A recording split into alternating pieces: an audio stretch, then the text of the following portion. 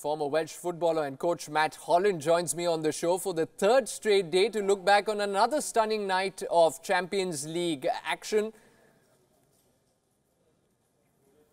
Welcome back, Matty. Let's start with the big shocks first today. Cristiano Ronaldo getting a controversial red card 29 minutes into his Champions League debut for Juventus that reduced him to tears. The obvious question first, was it a red card? And secondly, were Juventus deserving winners against an uninspiring Valencia side? Yeah, I think to start, obviously, with a red card. Personally, me viewing it, I don't think it was a red card. I mean, I think you see them numerous times in multiple games, especially at the highest level. Was there a little bit of petulance from Ronaldo when he tapped the defender on the head? I think probably. But he's got away with that for so long. I mean, playing for Real Madrid for the length of time that he has, he's probably escaped maybe 20 or 30 red cards for that type of incident. But, you know, moving away from that, if you look at the first 16, 17 minutes of the game, Juventus should have easily been 2-0 up. Mandzukic skying clean over the bar, which is really predatory territory for him. You know, he always tucks those away, but he didn't last night. And of course, the second one then, a little bit later on, was also a miss by Khedira, if I'm correct. You know, in again, more or less the same position. So after 17 minutes, Juve 2-0 up, I think at that point in time, they probably felt the game was going to be more or less a stroll in the park. Valencia's captain, Parejo, was obviously a little bit quiet on the night. I don't think he did too much except obviously giving away the penalty kick. And maybe those two penalty kicks were given for Juventus. Were they something that was a reflection of the two earlier misses that they should have absolutely buried, but they didn't? So I think on reflection, a very, very easy and comfortable win for Juventus. Definitely not a red card for Ronaldo. Will it get rescinded? Possibly. I think they look at it closely. It'd be a shame that he isn't able to play at Old Trafford with that red card. But over the next 24, maybe 48 hours, we know more about that for sure. The other big shock, Matty, and this is one that probably no one saw coming. Manchester City going down 2-1 to Lyon at home. An English record, fourth straight defeat for them in the Champions League. And you've got to say it was a remarkably poor performance from the English champions, considered as one of the title contenders. Yeah, I mean, after watching the game and seeing, you know, the type of performance that Manchester City put in, very similar. If you think about Atletico last night, without the head coach in the technical area, Guardiola was sitting in the stand. You know, the way that he's a completely different character to Arteta, the assistant coach. And, you know, I've also been in that position myself. You can't really copy the traits of your head coach. You can just try and motivate and carry through the messages that he wants. But it's not easy. Believe me, I did it for 4 games.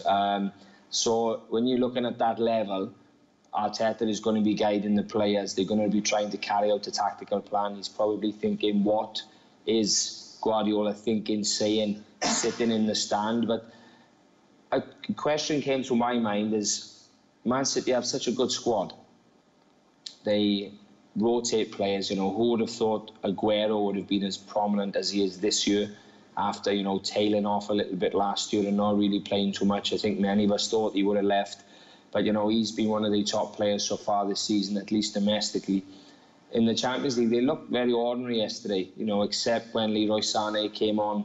You know, personally, I think it was wrong that he didn't go to the World Cup. But, of course, I don't select the Germany team. But he obviously changed a little bit of the fortune for Man City. But we can't take anything away from Lyon. Nabil Fekir led by example as the captain. I thought he was superb. It's probably one of the better performances I've seen him play. He came on in a few games for world champions France in the summer, and I weren't overly impressed with him. I thought Liverpool had got away with not wasting that type of money on him, to be honest. But last night is probably the type of performance that showed that he commands that type of fee if he was to leave Lyon. Let's talk about the holders now. Real Madrid convincing 3-0 victors over Roma. A complete performance, you would say, from Lopetegui's side. Isco and Bale at the forefront once again and continuing to thrive under the new setup at the Bernabeu. Yeah, I mean, we spoke, didn't we, in the preview just yesterday about Roma, about were they going to come out of the blocks a little bit with younger players. It certainly didn't seem that way with the lineup. Very lacklustre, sort of allowed Real Madrid to dominate from the early stages, multiple crosses, a lot of combinations in the box. Gareth Bale was roaming. And, of course, if you look at the goals that Real Madrid scored, Isco's free kick was sublime at the top player, and the finish from Gareth Bale really, just finishes the game off. And he continues to, I mean, probably I'm being a bit biased being Welsh, but he continues to deliver. It's a big year for him. Ronaldo leaving, there was obviously problems with those two behind the scenes last year that was commented on multiple times but never proven. First Champions League game, another goal to add to his tally. Comfortable performance from Real Madrid. Slightly different style under Lopetegui, as we did discuss, that is being shown in the league domestically. So, for them, they also missed a number of chances. Sergio Ramos had a great header from a wide area, didn't quite do enough of it. Blocked shots, blocked crosses. Marcelo hit two long ranges that, on another day probably would have nestled into the back of the net. So, completely comfortable for Real Madrid, disappointing for Roma, for sure. And finally, Manchester United, Maddie, continuing a recent run of good results after a very troubling start to the season. And Paul Pogba at the heart of things with 2 goals, just like you had predicted in our preview show yesterday.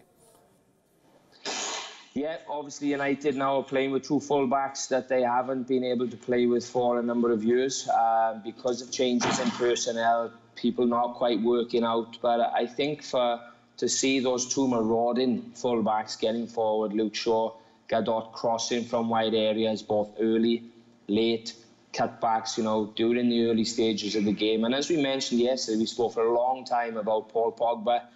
If he really is to seal the move that maybe he wants to a Barcelona, to another team, he has to put in the type of performances against teams that you'd expect him to play, without any disrespect, with maybe, excuse Bobby Firmino, but maybe one eye closed. And he surely did that. A fantastic finish, tight feet, quick feet for a big guy, Paul Pogba. Great feet to get himself not even half a metre, and just to rocket one in the top corner on his seemingly weaker side was a great start for him in the game. Then he scores a penalty also. I think a comfortable win for Manchester United, which is nice to see again. That's what we expect from Manchester United. They go in to the Champions League. There's no major issues, and they stroll through the games that they should do. So I'm looking forward to seeing Manchester United capitalise now in further games in the group. All right, on that note, Matt Holland, thanks for joining us with your perspective and analysis over the course of this opening week of Champions League action. Look forward to your company again when the tournament returns in a couple of weeks' time. Pleasure as always.